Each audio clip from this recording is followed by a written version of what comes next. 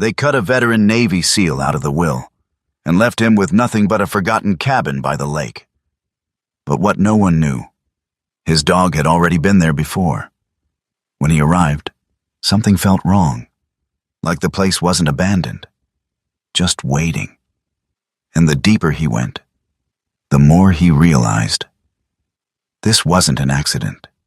It was a test. One that could expose the truth his family tried to hide. And the only one who seemed to understand it was his dog. Before we begin, tell me where you're watching from, and don't forget to like and subscribe to Veteran Dog Stories. The church stood quiet among the northern pines, its stone walls dusted with a thin layer of snow that softened every edge, as if the world itself had decided to speak more gently that morning. Sunlight filtered through stained glass windows in pale fragments, blue, gold, and muted red, falling across the wooden pews like memories that refused to settle. Rowan Hale stood in the back. He always stood in the back. At 43, he carried himself like a man who had long ago learned not to take up more space than necessary. He was tall, just over 6 feet, broad-shouldered with the solid, disciplined build of someone shaped by years of special operations. Nothing about him was soft. His jaw was sharp, his face weathered by sun and wind, his skin lightly tanned from time spent outdoors. A short, rough stubble traced his jawline, not careless, just practical. His dark brown hair was cut short in a military style, already touched with silver at the temples, a quiet reminder that time didn't slow down for anyone. His eyes, blue-gray, deep and steady, didn't move much. They didn't need to. They had seen enough. Rowan wore the same clothes he wore most days, an olive field jacket faded at the seams, a red and dark blue plaid shirt beneath it, dark cargo pants, and worn brown leather boots that had carried him through more places than most men would ever see. On his wrist, an old military watch ticked with quiet precision, scratched but unyielding. At his feet lay Ash. The German Shepherd was not simply a dog. At 5, maybe 6 years old, Ash held himself like a trained soldier. His coat, black along the spine, blending into warm tan along his chest and legs, was thick, healthy, built for cold climates. His posture was calm but alert, ears slightly forward, eyes constantly moving. He didn't fidget. He didn't whine. He observed. If Rowan was a man who had learned silence, Ash was the creature who understood it. At the front of the church rested the coffin. Evelyn Mercer. For nearly 20 years, Rowan had lived in her world, quietly, carefully, like someone who knew he had been invited in, but never fully belonged. He had repaired her house when pipes burst in winter. He had rebuilt the porch steps when they cracked under ice.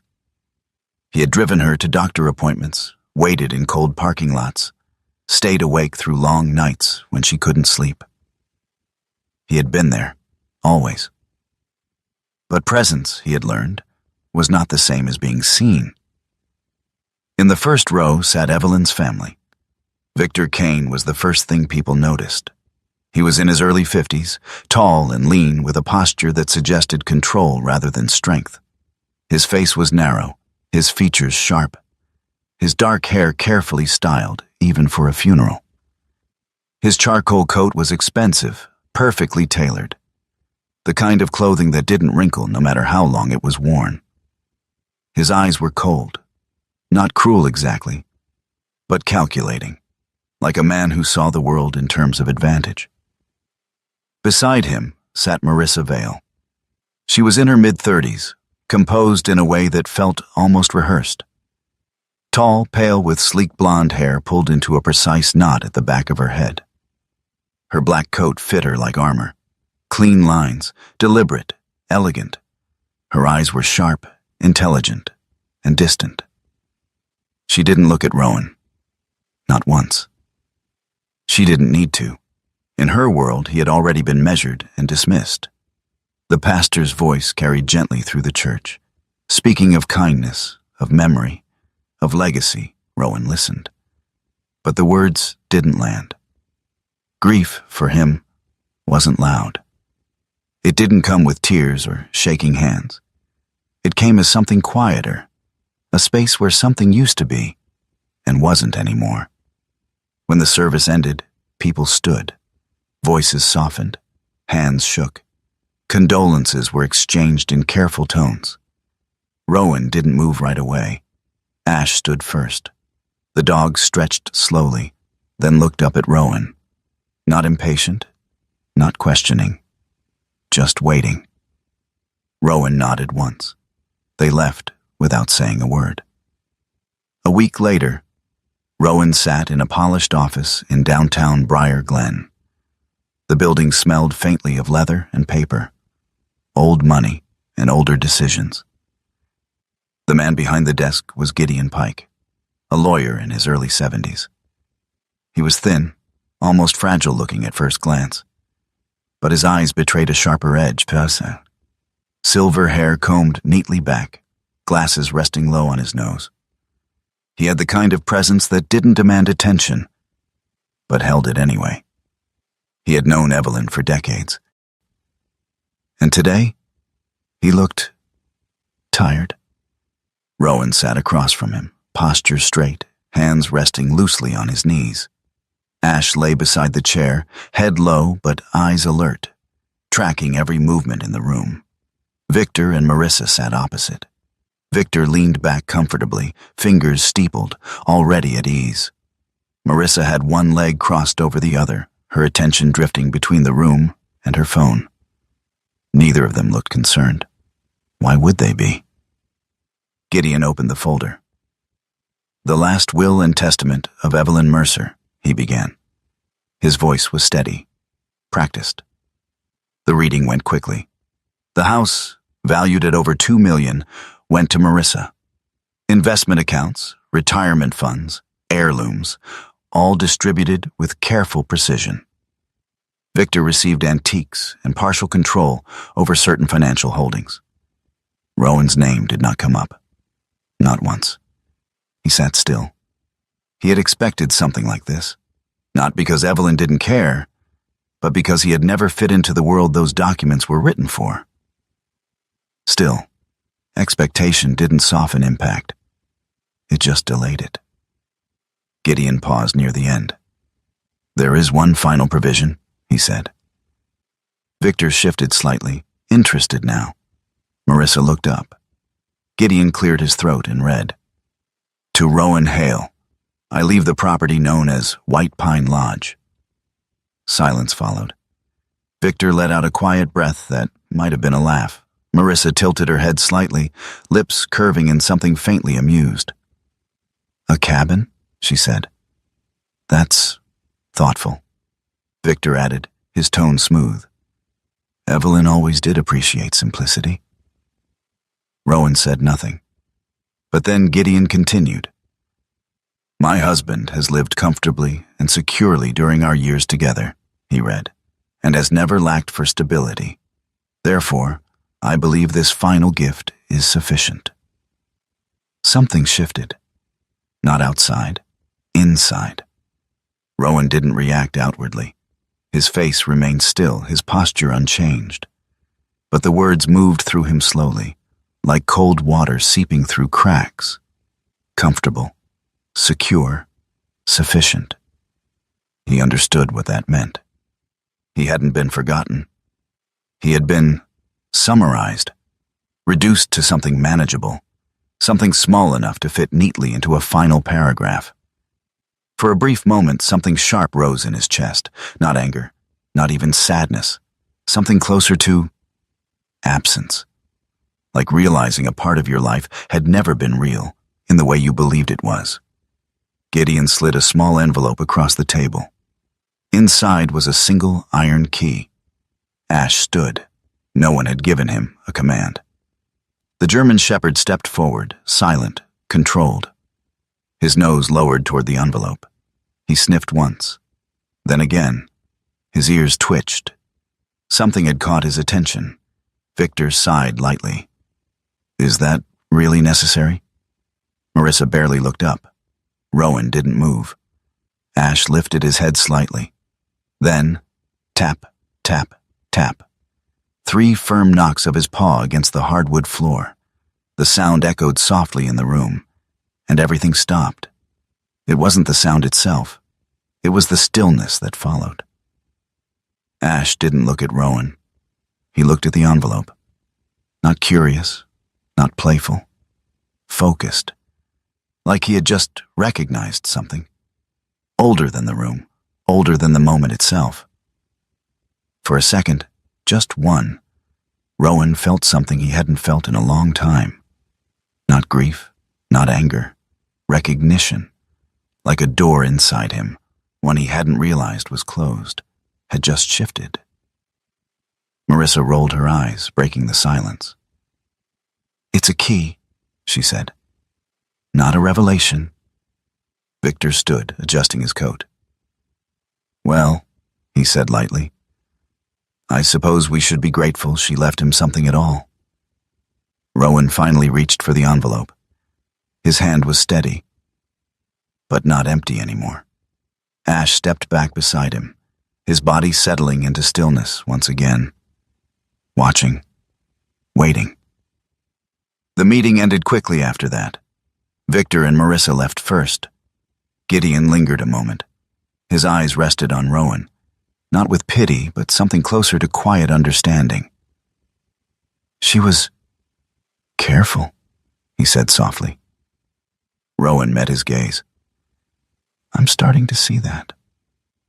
Outside, the air was cold, clean, the kind of cold that cleared your head whether you wanted it to or not.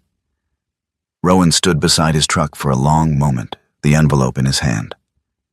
The key inside felt heavier than it should have. Ash jumped into the passenger seat, turning once before settling. Rowan opened the door, sat down. The engine started with a low rumble. For a while he didn't move. In the rearview mirror, the town looked small, distant, like something already behind him. He glanced at Ash. The dog was watching the road ahead. Not back, not sideways, forward. Rowan rested his hand on the steering wheel. Then slowly, he shifted into gear. The truck rolled forward. Snow crunched beneath the tires, and somewhere deep inside him, not hope, not yet, but something quieter, had begun to wake. The road narrowed long before Rowan realized it. What had once been a proper highway slowly gave way to thinner pavement, then cracked asphalt, and finally, a winding stretch of dirt packed hard by years of weather and the occasional passing truck. Pines grew closer on both sides, tall and silent, their branches holding the last traces of snow like quiet witnesses to something older than memory. Rowan drove without turning on the radio. He preferred it that way. Silence wasn't empty to him. It was information. Wind moving through branches, the low hum of the engine, the faint shift of Ash adjusting his weight in the passenger seat. All of it meant something, even if he didn't consciously name it. Ash hadn't slept. Not really. The German shepherd sat upright, head slightly forward, ears tuned to something beyond the truck. His amber-brown eyes remained fixed ahead, tracking the road not like a passenger, but like a guide. Rowan noticed it. He didn't say anything, but he noticed. The forest here felt different, not darker, not threatening, just deliberate, like every tree had chosen its place and stayed there long enough to forget anything else. He adjusted his grip on the steering wheel. For a brief moment, something flickered through his mind. A memory. Evelyn standing by the kitchen window one evening, her reflection faint in the glass. Ash sitting beside her, calm, still. Rowan had asked where she'd gone that week, another one of her quiet trips north. She hadn't turned around. "Just somewhere quiet," she'd said. He hadn't pushed. Now, driving deeper into that same direction, Rowan realized something that settled slowly into his chest. She had never said where. The first sign of Briar Glen wasn't a building. It was a mailbox. Old, slightly tilted, with peeling green paint and a number half worn away by weather. It stood at the edge of the road like a marker between worlds. Then came the town. It appeared gradually, as if it didn't want to interrupt the forest too abruptly. A handful of wooden buildings lined a narrow main street. A gas station with 2 pumps, paint-chipped but functional. A general store with a faded sign that had once been bright red. A small diner with fogged windows and a flickering neon light that hummed faintly even in daylight. It wasn't abandoned, but it wasn't thriving either. It was surviving. Rowan slowed the truck as he drove through. A few people looked up, not suspicious, not welcoming, just curious. The kind of curiosity reserved for something unfamiliar that might matter later. Outside the general store stood an older man sweeping snow off the wooden steps.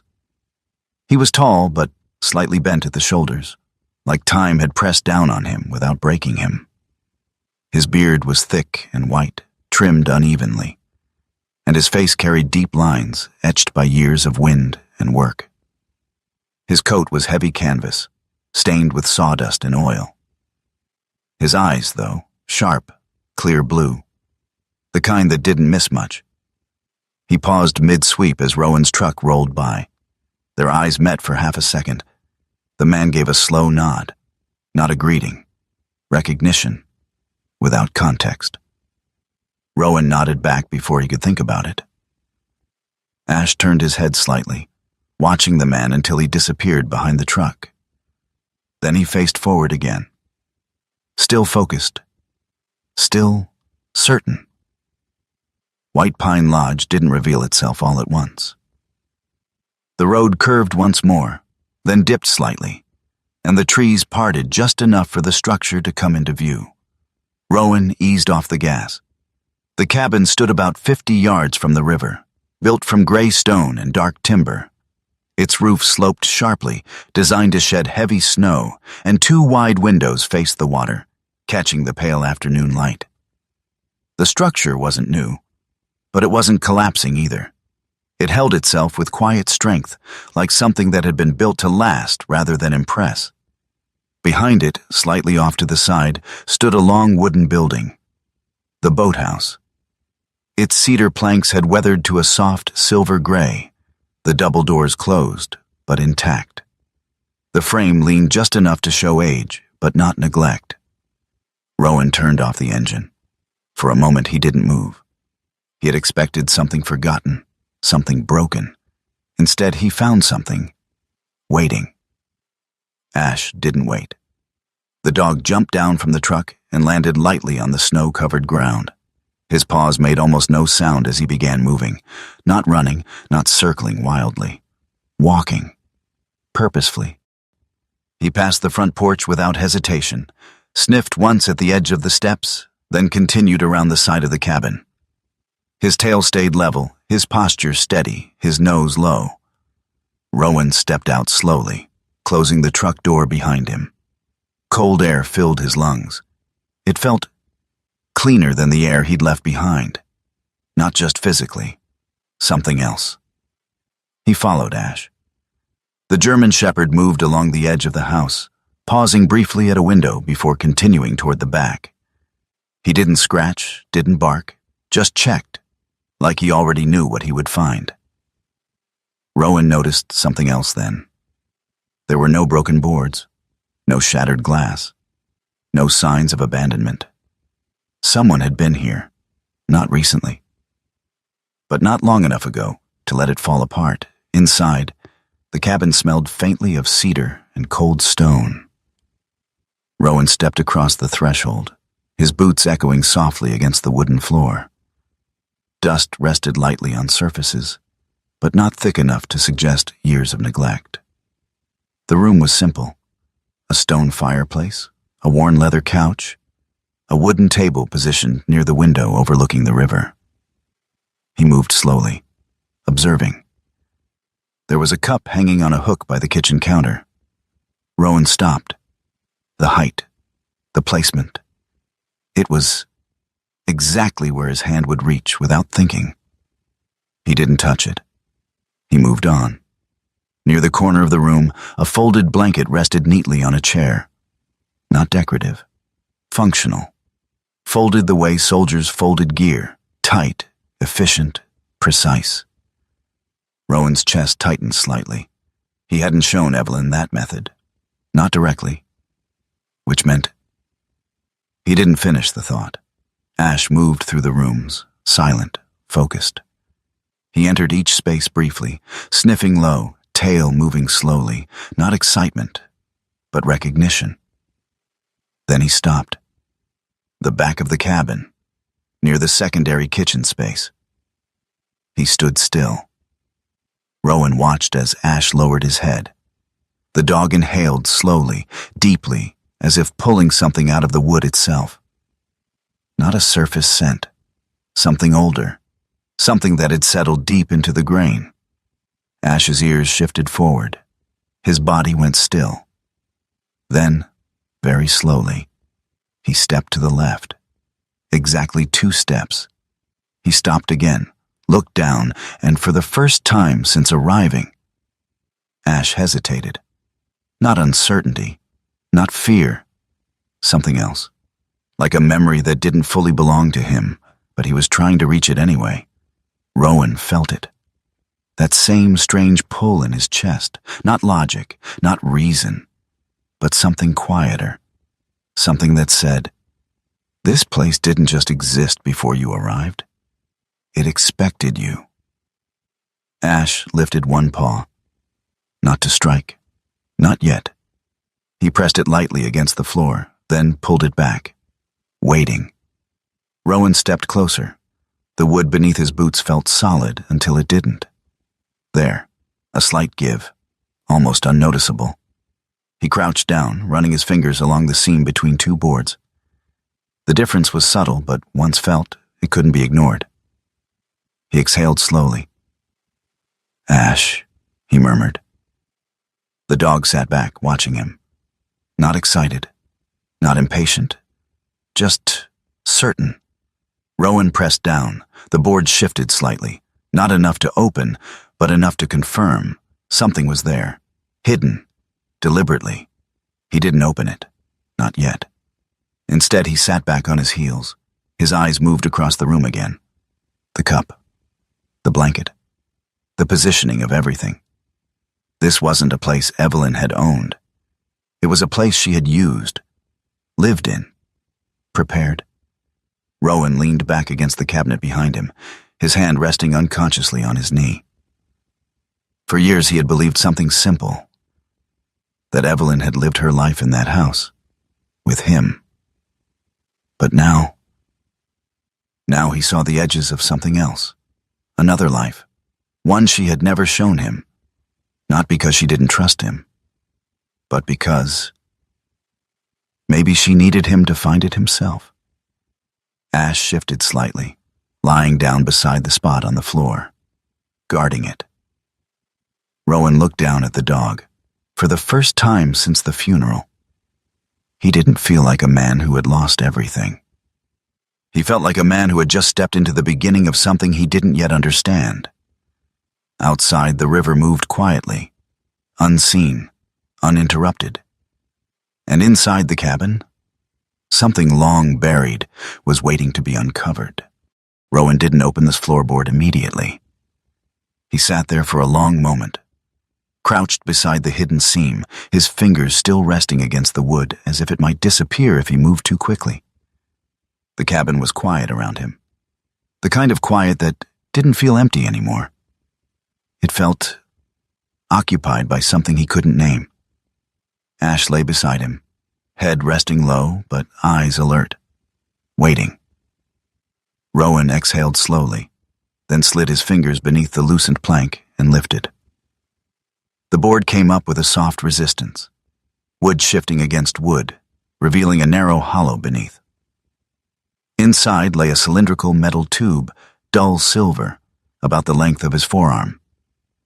It was sealed tightly at both ends with thick rubber rings, designed to keep out water, dirt, time. He lifted it carefully. It had weight. Not much, but enough to matter. Ash stood as soon as the tube cleared the floor, stepping closer, his nose brushing lightly against the metal surface. He inhaled once, then stepped back again, as if confirming something rather than discovering it. Rowan turned the cap slowly. The seal released with a soft, controlled click. Inside, 3 items rested snugly against one another. A small brass key, a folded piece of paper, hand-drawn, by the look of it. And a note. Rowan unfolded the note first. The handwriting stopped him. Evelyn. There was no mistaking it. Thin, precise. Each letter carefully formed as if written by someone who measured not just words, but the space between them. He read it once, then again. Ash will take you to the rest. Rowan stared at the words. Not find, not look, not if. There was no uncertainty in the sentence. It wasn't a suggestion. It was instruction. He sat back slowly, the paper still in his hand. A memory surfaced, uninvited. A late afternoon years ago, sunlight spilling across the yard behind Evelyn's house. Ash younger then, still growing into his size, Evelyn standing a few yards away, holding something small in her hand. Rowan had watched from the porch. She hadn't been giving commands the way handlers usually did. No sharp tones, no repetition. Instead, she had been patient, deliberate. She would place an object somewhere, hidden just enough, then step back. Ash would search, not frantically, but methodically. When he found it, she didn't reward him immediately. She would tap her foot, once, twice, 3 times. Rowan hadn't understood it then. He hadn't asked. Now, sitting on the floor of a cabin he had never known existed, the memory settled into place with quiet precision. Ash hadn't learned this here. He had been taught, prepared. Rowan unfolded the second item, the map. It was rough, drawn by hand, but detailed in a way that suggested familiarity rather than guesswork. The cabin was marked clearly.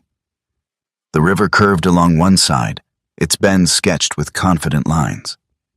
Behind the cabin, the outline of the boathouse appeared, along with a narrow path leading deeper into the trees.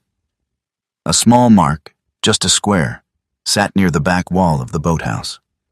Rowan looked up. Through the window, he could see the structure standing silent near the water. Ash had already turned toward it, not waiting this time, moving. The walk to the boathouse was short, but Rowan took it slowly. Snow crunched beneath his boots, each step deliberate. The air smelled faintly of pine and cold water, clean in a way that made everything else feel distant. The river flowed quietly beyond the trees, its surface broken only by slow-moving currents beneath a thin layer of ice. Ash reached the doors first. He didn't scratch, didn't push. He stood still, head slightly tilted, listening. Rowan stepped up beside him and grasped the handle. The wood was cold beneath his fingers, the metal latch stiff but intact. He pulled. The door opened with a low groan, wood shifting after years of minimal use. Inside, the air was different, heavier, filled with the scent of old timber, oil, and something faintly metallic. The space was larger than he expected. Wooden beams stretched overhead, solid despite their age. Dust floated in narrow beams of light cutting through high windows. Along the walls, tools hung in careful rows, chisels, clamps, hand planes, each placed with intention. Not abandoned. Paused. Rowan stepped inside, his boots echoing softly against the wooden floor. Ash moved ahead of him, his paws making almost no sound. He passed by the workbenches, sniffing briefly at each, his movements slow and focused. There was no urgency, only recognition. Rowan followed the line of tools along the wall. Some of them were older than the cabin itself. Others looked maintained, cleaned, preserved. Someone had been here, not recently, but not long enough ago to let it fall apart. Ash stopped, not at the center of the room, not near the obvious places. He walked straight to the back wall, third section from the left. He didn't hesitate, didn't circle, didn't search. He went directly to it. And then he sat, slowly, deliberately, his eyes lifted to Rowan. For a brief second, something passed between them. Not command, not instinct, something deeper, like a memory shared across time, one that Rowan had never been present for, but was now part of anyway. Ash didn't move. He simply waited, as if the next step had never been his to take. Rowan approached. The wall looked solid, aged wood reinforced from behind. But once he stepped closer, he noticed something subtle, a seam, barely visible, running vertically between two panels. He reached out, pressing his palm against the surface. The wood felt slightly smoother in one section, worn differently, as if it had been touched more often than the rest. His fingers traced the edge. There, a small indentation. Not enough to see, just enough to feel. He pressed. A soft click echoed inside the wall. The panel shifted inward by less than an inch. Rowan paused. His heart didn't race. It slowed. That same controlled focus he had learned years ago, clearing the noise, narrowing the world to what mattered, settled into place. He pulled the panel open. Behind it lay a narrow compartment built directly into the frame. Inside were documents, several folders sealed in protective sleeves, a leather-bound file worn but intact, a stack of papers carefully wrapped to preserve them. Rowan reached in and removed the top folder. He opened it slowly. The first page was a legal document, typed official.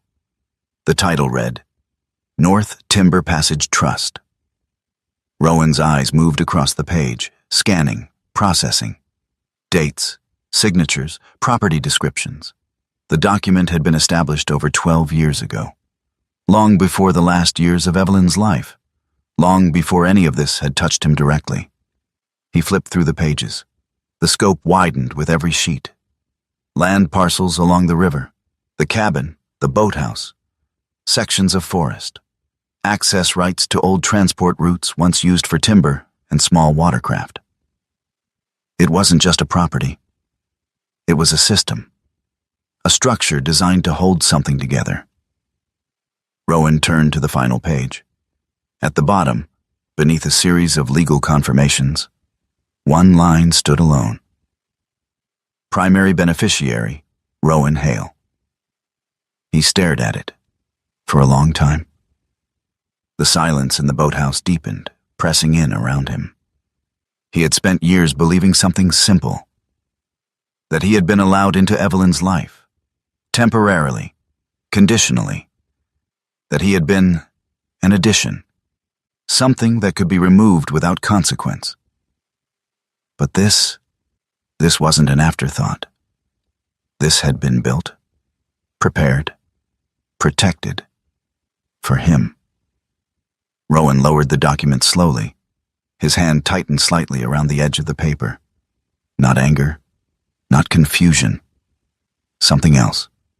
Something unfamiliar. Ash shifted beside him, lying down at the base of the wall. Not guarding the documents. Not watching the door. Watching Rowan. Waiting. Rowan exhaled, a slow, controlled breath. He looked down at the German shepherd. "You knew," he said quietly. Ash didn't move, didn't respond. But his eyes held steady, not answering, not denying, just present.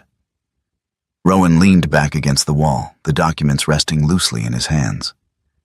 For years he had thought he understood the shape of his life, where he stood, what he meant. Now, sitting in a place he had never seen, holding proof of something that had been set in motion long before he realized it. That shape was gone, replaced by something larger. Something he hadn't chosen, but had been chosen for. Outside, the river continued its slow movement through the forest. Unaware, unchanged.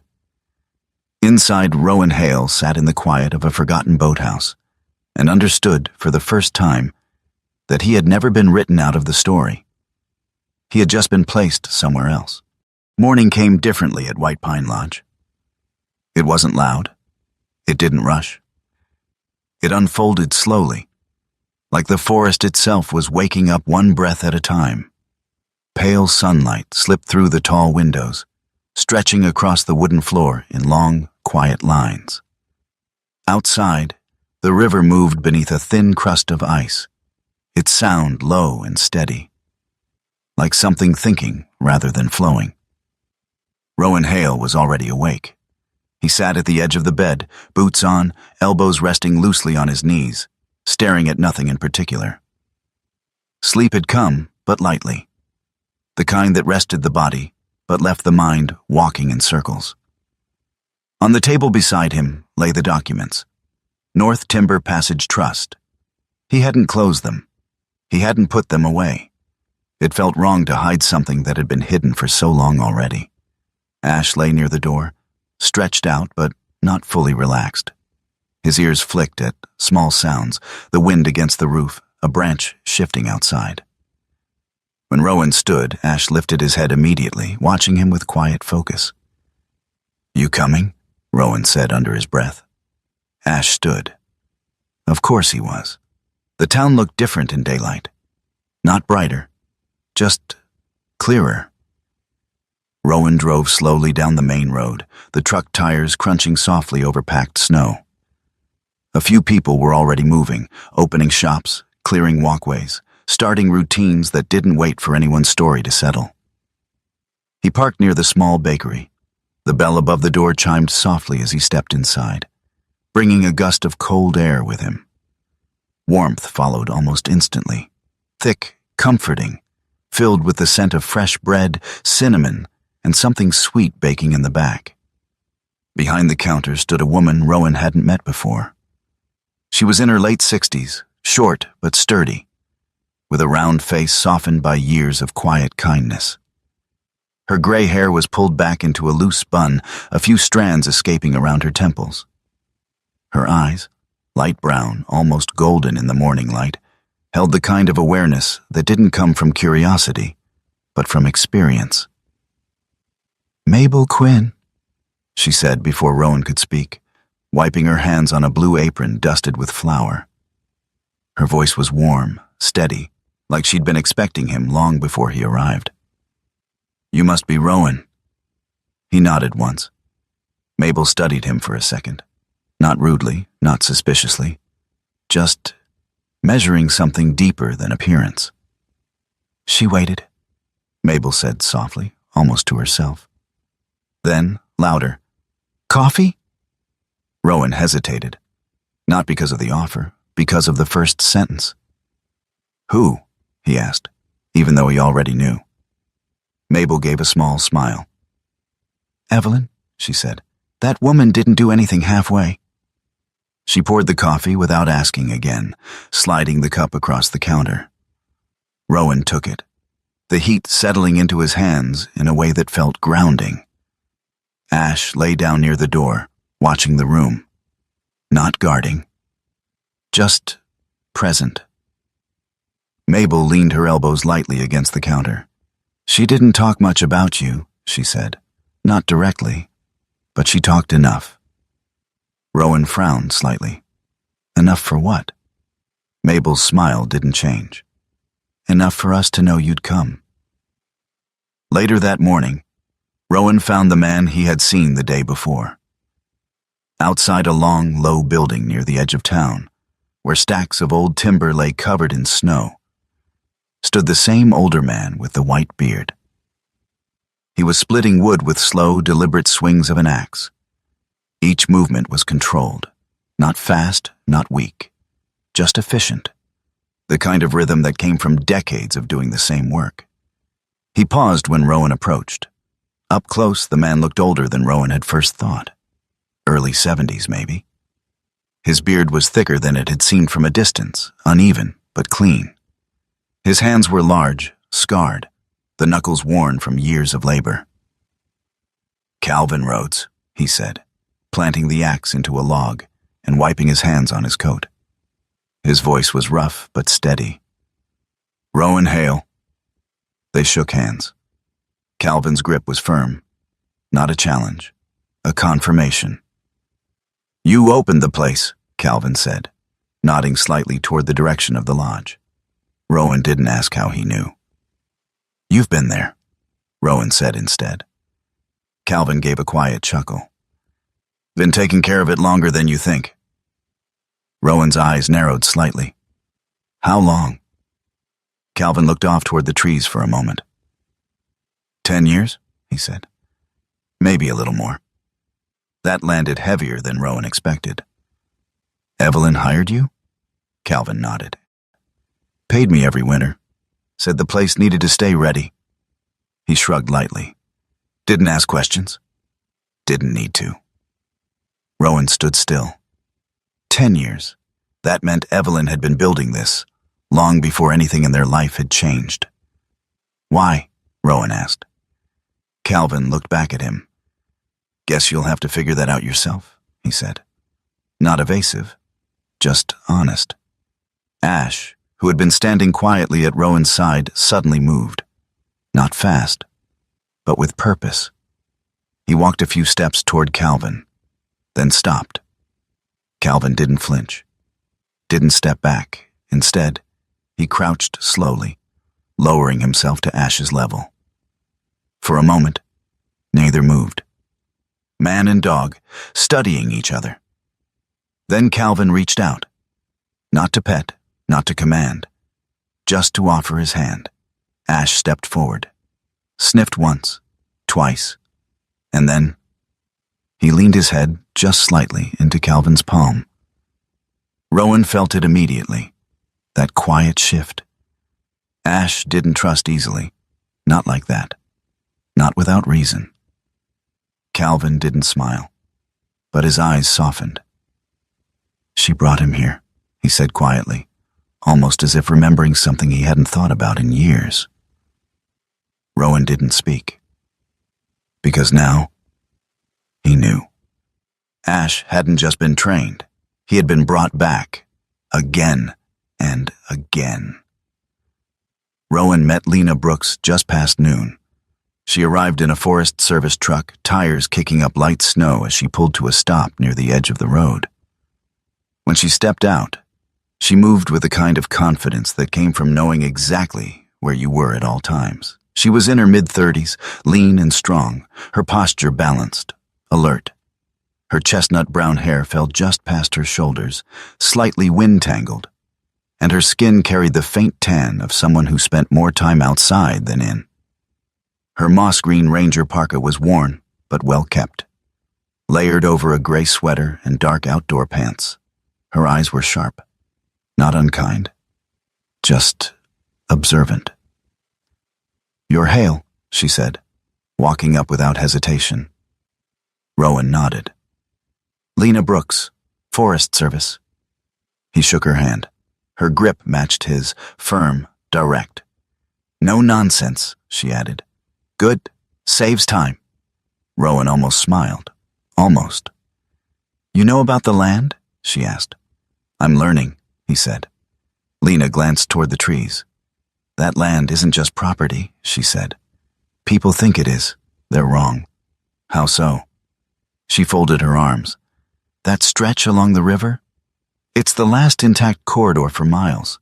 Old growth, natural flow. If someone cuts through it, the whole ecosystem shifts." Rowan listened, not just to the words, to the weight behind them. "And Evelyn?" he asked. Lena's gaze softened just slightly. "She understood that," she said, "more than most people around here." Dylan Cross didn't arrive until late afternoon. He came walking, not driving, tall, early 30s, built like someone who had once been in peak condition and hadn't quite lost it, but hadn't fully held onto it either. His dark hair was cut short, uneven at the edges, and a faint scar ran along his jawline. His eyes were tired, not physically, but deeper than that. The kind of tired that didn't go away with sleep. He wore a worn brown jacket over a dark shirt, cargo pants faded at the knees, boots that had seen better days. He stopped a few feet from Rowan, didn't step closer, didn't speak right away. "You fixing the place?" he asked finally. Rowan nodded. "That's the idea." Dylan glanced past him, toward the direction of the lodge. "My dad used to work that shop," he said. "Before it shut down." Rowan waited. Dylan shrugged lightly. "Just thought I'd see if it was real." Rowan studied him, then said, "It is." Dylan nodded once, not convinced, but not dismissing it either. Ash watched him closely, not tense, not relaxed, evaluating. That night, Rowan sat alone at the table in the cabin. The letter lay open in front of him. Evelyn's handwriting moved across the page like a voice he had never fully heard when she was alive. "They will not let you keep this if they understand what it is." He read it again. "And you would not accept it if you did not find it yourself." Rowan leaned back in his chair, staring at the words. This wasn't about money. Not really. It was about something else. Something she had believed he could be. Or become. He exhaled slowly. For years he had thought he had been standing on the edge of someone else's life. Now, he realized he had been standing at the edge of something entirely different. Something that had been waiting. Ash lay near the door, watching him. Rowan looked over. Their eyes met. For the first time since arriving. Rowan didn't feel like a man who had been left behind. He felt like a man being asked. And he wasn't sure yet what the answer would be. But for the first time, he was willing to find out. The sound of tires on gravel reached Rowan before the engine did. It was late morning. The light had sharpened, cutting clean through the trees and reflecting off the river in fractured lines of white and silver. Rowan stood inside the boathouse, sleeves rolled just above his wrists, hands darkened with dust and old oil from sorting through tools that hadn't been used in years. Work helped, not because it solved anything, but because it gave shape to time. Ash lay near the open doorway, stretched across a patch of sunlight, his body still but not relaxed. His ears shifted slightly as the sound approached, subtle but immediate. Rowan didn't look up right away. He didn't need to. He knew. The engine cut off. A door opened. Then another. Silence followed, heavy, deliberate. Rowan wiped his hands on a cloth, then stepped out into the light. The black SUV stood in the clearing near the cabin. Victor Kane stepped out first. He looked exactly as Rowan remembered him. But something had changed. The sharp confidence was still there, the controlled posture, the clean lines of his charcoal coat. But now there was tension beneath it, subtle but present, like a crack beneath polished glass. Marissa Vale followed. Her movements were precise as always, but less fluid than before. Her eyes moved quickly across the property, the cabin, the boathouse, the tree line. Not admiring, not curious, assessing, calculating. The third door opened more slowly. Evan Vale stepped out. Rowan hadn't paid much attention to him before. Now he did. Evan was in his late 20s, maybe early 30s. Tall but slightly hunched, like he hadn't quite grown into his height. His dark hair was unkempt in a way that didn't feel intentional. And his face carried a kind of restless uncertainty. There were shadows under his eyes. Lack of sleep or something deeper. Unlike Victor and Marissa, Evan didn't look at the property first. He looked at Rowan, then at Ash, and then down at the ground. Rowan stepped forward, stopping a few feet from the porch. He didn't speak. Victor adjusted his coat lightly, glancing around once more before settling his attention on Rowan. "Well," he said, voice smooth but tighter than before, "this is more than expected." Rowan said nothing. Marissa stepped closer, boots sinking slightly into the snow.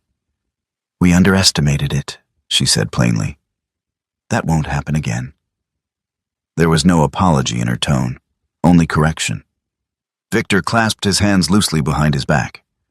"We've reviewed some records," he continued. "Land valuations, historical access rights, timber roads." He paused, just long enough. "It seems Evelyn was more strategic than we realized."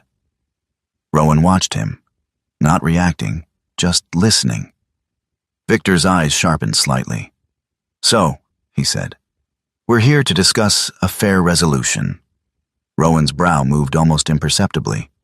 "Fair," he repeated. Marissa stepped in. "The land, the structures, the river access, combined, it's worth far more than what was presented at the reading." She tilted her head slightly. "It would be unreasonable to assume one person should retain full control." Rowan let the silence stretch, then said, "You mean you want it?" Victor didn't smile. "We want to correct an imbalance." That was when Ash stood. The German shepherd moved forward in a straight line, placing himself between Rowan and the three visitors. His posture was not aggressive.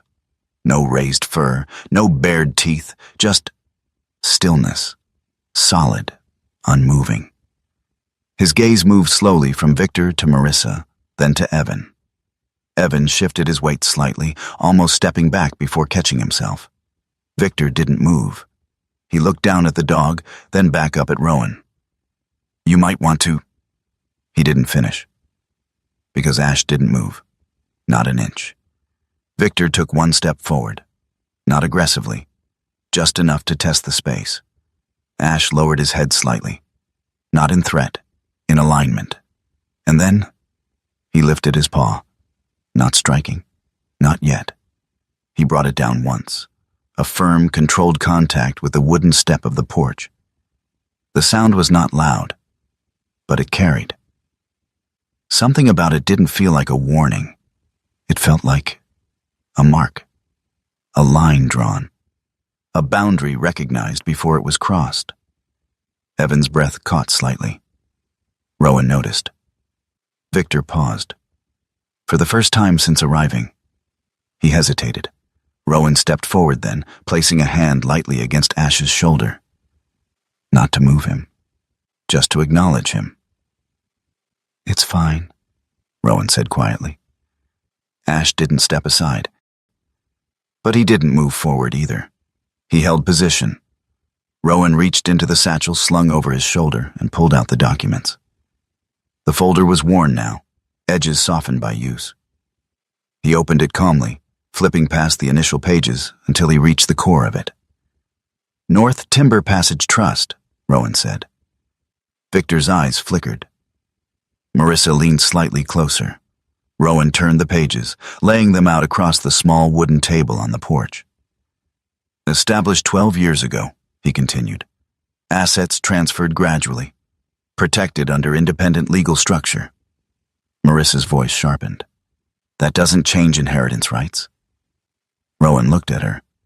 "It does if the assets weren't part of the estate." Silence. Victor stepped forward again, but slower this time. "Explain." Rowan tapped the final page. "Primary beneficiary designation," he said. Victor's eyes dropped, red, then narrowed. Marissa moved beside him, scanning quickly. Her expression changed, not dramatically, but enough. "That's," she started. "Legally binding," Rowan finished. Victor straightened. "That can be challenged." Rowan nodded once. "It can." He closed the folder slowly, then looked directly at Victor. "If you do," he said, "every transaction tied to Evelyn's accounts gets reviewed." Marissa went still. Victor didn't respond. Not immediately. Rowan held his gaze. "All of it," Rowan added. "Every transfer, every account, every asset movement tied to the trust or the estate." Evan looked up sharply. Victor's jaw tightened. Marissa's fingers curled slightly at her side. They understood. Not just the legal risk, The exposure. Whatever they had assumed would be simple, wasn't. The silence stretched. Longer this time. Heavier. Victor exhaled slowly. "This isn't over," he said. Rowan didn't answer. Marissa turned first, stepping back toward the SUV. Evan lingered for half a second longer. His eyes met Rowan's again. There was something there. Not resentment, not alliance. Something unfinished. Then he followed the others. The engine started. Gravel shifted beneath the tires as the vehicle turned and disappeared back down the narrow road. The forest swallowed the sound quickly. Rowan stood there for a while after they were gone. The air felt different. Not lighter. Clearer. Ash stepped back beside him, lowering himself onto the porch, his body finally relaxing, just slightly. Rowan rested his hand against the dog's neck. Warm, solid, real. "They'll come back," Rowan said quietly. Ash didn't respond. He didn't need to. Rowan looked out toward the tree line, where the road curved out of sight. Victor's last words lingered. "You won't keep this place." For a long time, Rowan had believed things like that. That some people were meant to hold on to things, and others weren't. That there were lines you didn't cross, roles you didn't outgrow, but standing there now. He didn't feel like the man they had dismissed in that office. He didn't feel like someone who had been left behind. He felt steady, grounded, like something had finally settled into place. Not because he had won anything, but because he had chosen not to step back. Rowan exhaled slowly, his eyes moving across the land, the cabin, the boathouse, the river beyond. It wasn't just property. Not anymore. It was something he understood in a way he hadn't before. Something built quietly, protected carefully, left deliberately. Ash shifted slightly beside him. Rowan glanced down. The dog's eyes were closed now, but not fully asleep. Just resting, trusting. Rowan nodded once, more to himself than anything else. "Yeah," he said under his breath, this time. He didn't feel weak. The first week passed quietly. Not peacefully, quietly. There was a difference Rowan understood well. Peace was something earned. Quiet was just the absence of noise, and in that absence, things had a way of becoming louder. Doubt. Memory. The weight of decisions that couldn't be undone once made. Rowan chose to stay. That part had come easily. The harder part was everything that followed. The boathouse did not collapse overnight. It revealed its weaknesses slowly. The first problem came with the roof. Rowan noticed it early, light bleeding through thin seams where the wood had shifted over time. At first it looked manageable. Replace a few planks, reinforce the beams. Something he had done 100 times before. But once he climbed up, once he stepped onto the structure itself, the truth became clear. The central support beam had cracked, not visibly from below, but enough. Enough that another heavy snow would bring the entire section down. Rowan stood there for a long moment, boots balanced carefully on the aging wood, eyes scanning the line of the beam. He calculated automatically. Materials needed, time required, tools available. And then, what he didn't have. Money, people, time. He climbed down slowly. Ash watched from below, head tilted slightly, tracking every movement. Rowan ran a hand across the back of his neck. "Not a quick fix," he muttered. Ash didn't react. He didn't need to. The second problem came 2 days later. The river thawed slightly under a brief stretch of warmer air, enough to loosen the ice near the edge. Rowan had decided to test one of the smaller boat frames left in the workshop. A half-finished structure that Calvin had mentioned had been started years ago. It wasn't complete, but Rowan needed to know what he was working with. Dylan had been there that morning. He had shown up without being asked. hands shoved into his jacket pockets, shoulders slightly hunched against the cold. "You're really doing this?" Dylan had said, not as a question. Rowan nodded. Dylan stepped inside, looking around the workshop again, slower this time. Not like someone checking if it was real, but like someone deciding if it mattered. "Need help?" he asked. Rowan didn't hesitate. "Yes." Dylan nodded once. That was enough. They worked in silence for most of the morning. Dylan was good with his hands, not refined, not precise in the way someone like Calvin might be, but capable. He moved with the memory of training, the kind that stayed in muscle long after purpose had faded. Rowan noticed the small things, the way Dylan paused before making certain cuts, the way his hands tightened slightly when tools slipped, the way his breathing changed, not from effort, but from something deeper. Unsteady. By midday, they had carried the frame down toward the river. The current moved slowly, the water dark beneath patches of thinning ice. Rowan stepped forward first, guiding the structure carefully. "Easy," he said. Dylan followed.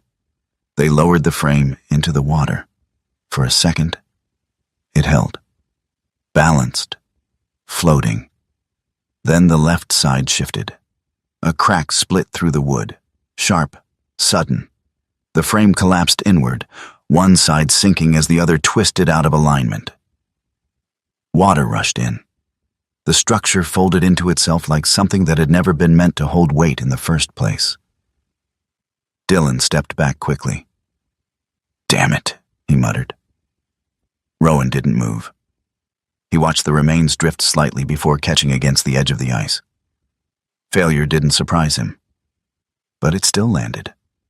Dylan ran a hand through his hair, pacing once, twice. "I should have checked that joint," he said. "I saw it. It's not on you," Rowan said. Dylan shook his head. "That's not how it works." His voice tightened. Not anger, pressure. Rowan recognized it immediately. Dylan stepped back further, breathing uneven now. His hands trembled slightly. Not from cold, from memory. "I've seen this before," he said, voice lower now. "You think it'll hold? You tell yourself it will. And then—" He stopped. His eyes weren't on the river anymore. They were somewhere else. Somewhere far from the trees, the water, the present moment. Ash moved before Rowan could. The German shepherd stepped between them, not blocking, not confronting. Interrupting, grounding. Ash didn't touch him, didn't bark. He simply stood there, close enough that Dylan couldn't ignore him. Dylan blinked, once, then again. His breathing slowed, just slightly. Ash held his position, silent, steady. After a few seconds, Dylan exhaled sharply, shaking his head. "Sorry," he muttered. Rowan didn't respond right away. He didn't need to, because in that moment, he understood something. This wasn't just about rebuilding a structure. It was about rebuilding people who had forgotten how to stand without breaking. Dylan left early that day. Not abruptly, not angrily, just quietly. "I'll be back," he said, not quite meeting Rowan's eyes. Rowan nodded. He didn't ask when. The third problem came at night, not from the building, from Rowan himself. He sat alone at the table, the same place he had read Evelyn's letter days before. The fire had burned low, casting uneven light across the walls. Outside, the forest had settled into deep silence. Ash lay near the door, watching. Rowan leaned back in his chair, one hand resting against his temple. For years he had operated under clear rules: mission, objective, execution, success or failure. But this had no clear endpoint, no defined outcome, no guarantee. He looked down at his hands, rough, steady, capable, but for the first time in a long while, uncertain. "I don't know if this works," he said quietly. Not to Ash, not to the room, just out loud. The words felt strange, unfamiliar. Ash stood, walked over, then lowered himself beside Rowan's chair. He didn't look up, didn't nudge, didn't demand anything. He simply lay there, present. Rowan exhaled slowly. You don't care if it works, he said. Ash remained still. Rowan looked down. There was something about the dog's calm that didn't feel passive. It felt intentional. Like the absence of panic was a choice, a decision. Not to react, but to remain. Rowan closed his eyes briefly, then opened them again. I've walked away before, he said, when things didn't line up, when it didn't make sense. Ash shifted slightly. Then, once, he tapped his paw lightly against the wooden floor. Not sharp, not urgent, just there.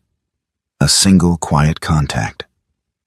Rowan froze, not because of the sound, because of what it meant. Not direction, not warning. Something simpler, something older. Continue. Rowan sat there for a long time after that, thinking.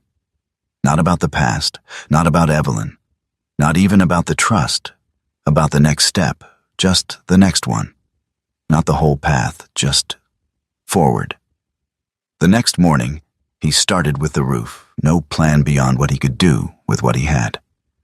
He cut new support braces from salvaged timber, measured twice, cut once, adjusted, reinforced. Slow work, precise work. The kind that didn't show progress immediately, but built something underneath. By midday, Dylan returned.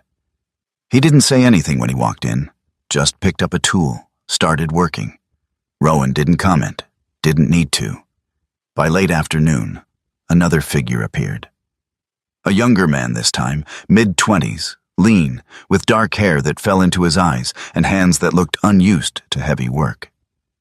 His jacket was too thin for the cold, his posture uncertain. Luke Sanders, he said, standing near the entrance. Heard you might need help. Rowan nodded. Pick a task. Luke hesitated, then stepped forward, not confident, but willing. By evening, 3 people stood inside the boathouse. Not enough, but more than one. Ash lay near the center of the room, watching them all, not judging, not guiding, just present. Rowan stepped back, looking at the work they had done. It wasn't finished, not close, but it was something. More than yesterday, more than nothing. He rested his hands on his hips, exhaling slowly. For the first time since deciding to stay, he didn't feel like he was holding everything together alone. Not because the problems were gone, but because someone else had chosen to stand inside them with him. Ash lifted his head slightly, watching. Rowan met his gaze, then nodded once. This wasn't about fixing everything. Not yet. It was about not walking away. And for now, that was enough. A year did not arrive all at once. It moved quietly, like the river behind White Pine Lodge. Slow at first, then certain, reshaping everything it touched without asking permission. Winter broke into spring in thin fractures of melting ice, the river breathing again beneath the surface.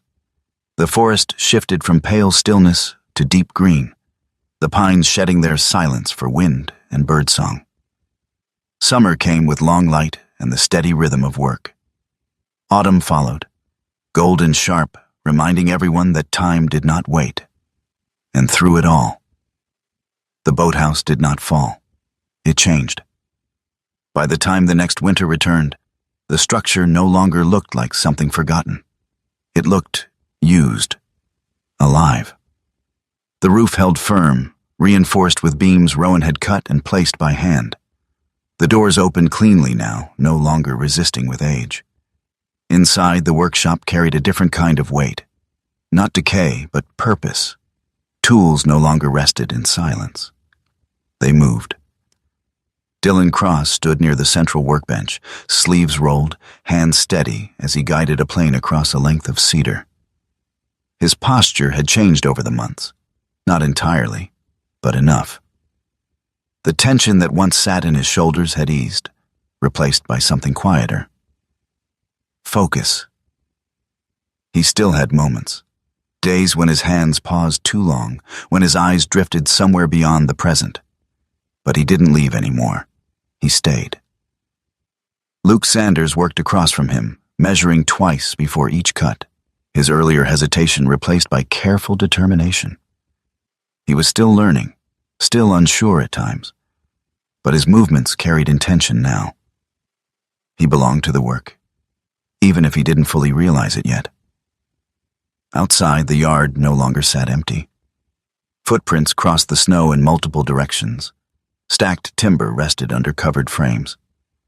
A small row of finished pieces, oars, supports, partial hulls, lined one side of the building, waiting for the next stage.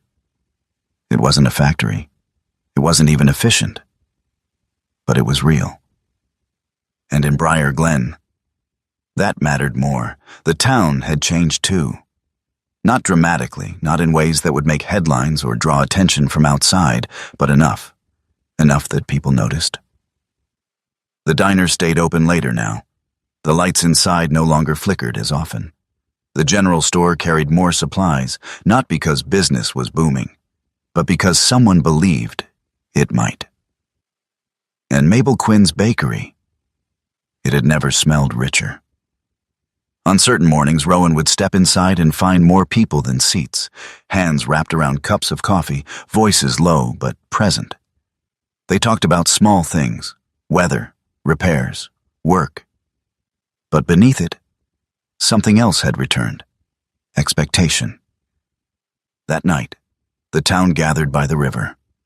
The first winter gathering in years. No one called it a festival, not officially. But the lights strung along the edge of the water told a different story. Lanterns hung from posts and branches, casting warm gold against the cold blue of the snow. Fires burned in shallow pits, their glow pulling people closer together. Children moved along the edges of the ice, laughter cutting through the night air in brief, bright bursts.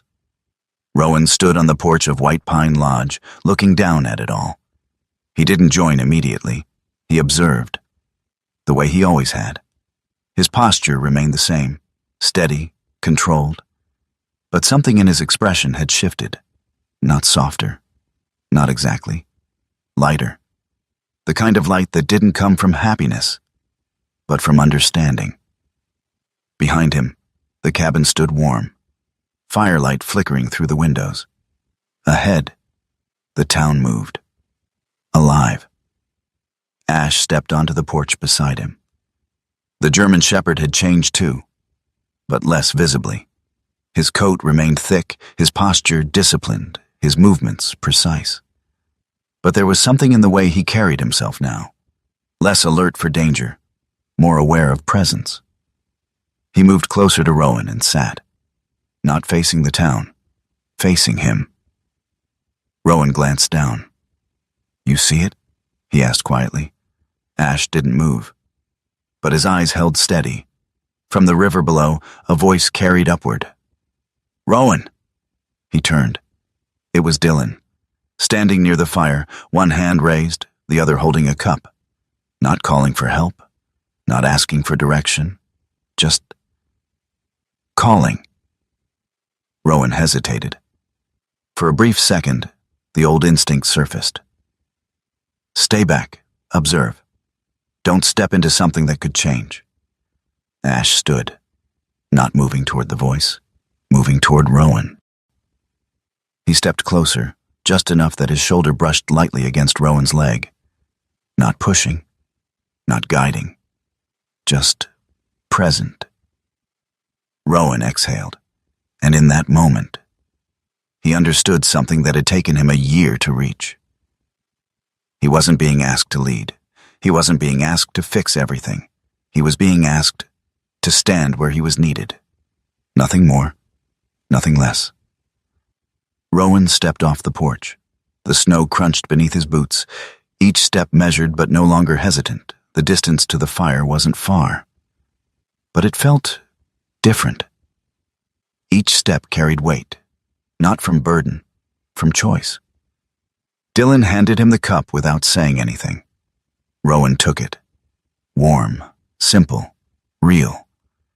Around them, people moved, talked, laughed quietly.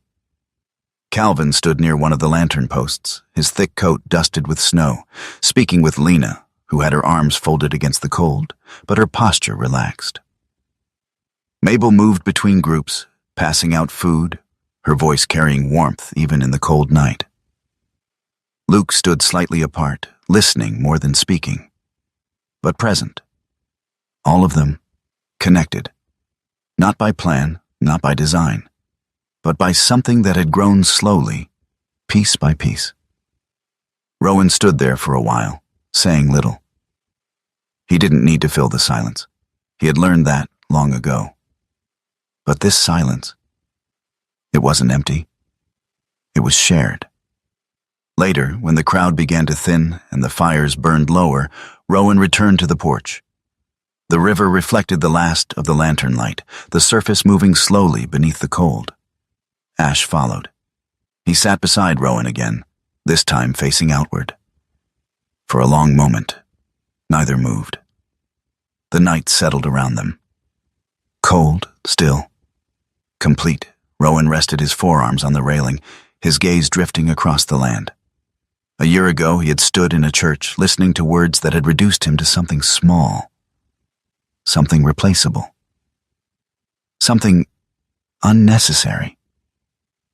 He had believed it. Not because it was true, but because it had been repeated enough to feel real. Now, standing here, he saw the truth differently. He had not been removed. He had been redirected, given something he would not have taken if it had been handed to him, something he had to choose. Ash shifted beside him. Rowan glanced down. The dog's eyes met his, calm, certain. Ash lifted his paw, not quickly, not sharply. He brought it down, once, then again, and then a third time. 3 soft, measured taps against the wood. Rowan didn't react immediately. He just listened. Not to the sound, to what it had become. It wasn't a signal anymore. Not a warning, not a guide. It was something else now. Something shared. Rowan crouched down slowly, lowering himself to Ash's level. He placed a hand on the dog's head, fingers resting lightly against the thick fur between his ears. For a moment, he stayed there, then, very deliberately, he lifted his own hand and tapped. Once, twice, 3 times. The sound was quieter, less precise, but it carried. Ash didn't move, but his tail shifted once against the wooden boards. Rowan exhaled slowly. For the first time, he wasn't trying to understand what came next. He wasn't looking for direction. He wasn't waiting for something to reveal itself. He was here, exactly where he needed to be. The river moved. The forest stood. The lights faded slowly behind him, and Rowan Hale remained, not at the edge of something else, but at the center of something he had helped build. Sometimes, what feels like loss is not the end of your story. It is the quiet beginning of something greater that you cannot yet see. Rowan believed he had been forgotten, pushed aside, erased from a life he had given everything to. But in truth, God had been working in silence, preparing a path that required patience, faith, and the courage to keep walking even when nothing made sense. The door that closed on him was never meant to trap him. It was meant to guide him somewhere he truly belonged. In our own lives, we often face moments where everything seems unfair. People leave, opportunities disappear, and the future feels uncertain. But faith reminds us that God sees what we cannot. He is shaping outcomes beyond our understanding, placing people, moments, and even quiet signs along the way. Sometimes through something as simple and as powerful as a loyal companion who refuses to let us give up. So if you are going through a difficult time right now, hold on. What you think is a setback may actually be God's way of leading you toward a purpose greater than anything you planned for yourself. If this story touched your heart, take a moment to share it with someone who might need hope today. Let me know in the comments where you are watching from, and what part of this journey spoke to you the most. And don't forget to subscribe to Veteran Dog Stories, so we can continue bringing you stories of faith, resilience, and second chances. May God bless you, guide your path, protect your heart, and fill your life with peace, strength, and unexpected miracles.